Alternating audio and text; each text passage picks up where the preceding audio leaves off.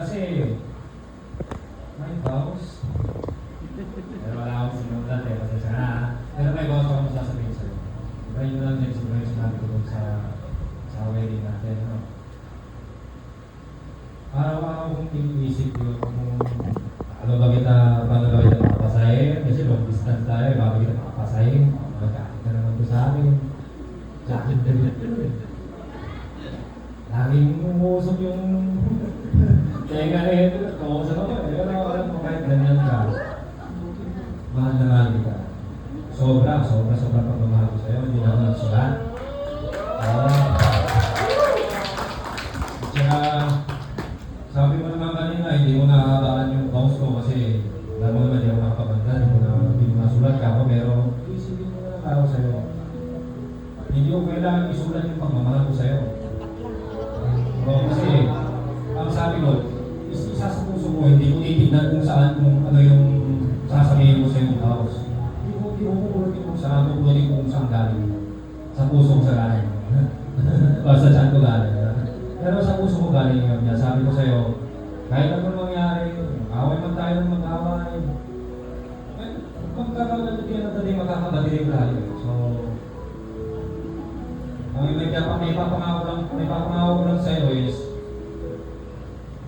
mamahalin kita buong buhay. Buong buhay. Walang kulang yun. Walang kulang yun. Yan na. Love you.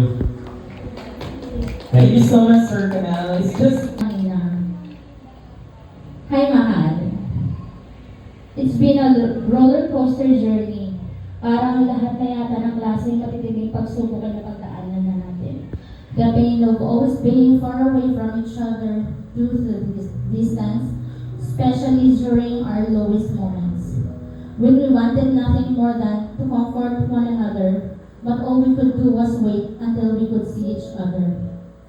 Again, bilang lang sa daliri kung ilang beses tayo nagkakasama. But despite the challenges, God has been so faithful to us. I believe that we survived the 5 years long-distance relationship. Alam mo naman hindi ako perfecto, but I promise to be your biggest fan, your best friend, your best enemy, and your personal shopper. Pangako ko na hindi ako magagalit pag nag-online games ka. Kasi ito palagi yung galit pag natatalo ka sa mga laro mo. Andito lang ako palagi, babantayan kang kumain, matulog, at maligo. Masaya ang siguraduhin ko magiging masaya ang bawat araw natin kahit na magkalayo tayo sa isa't isa.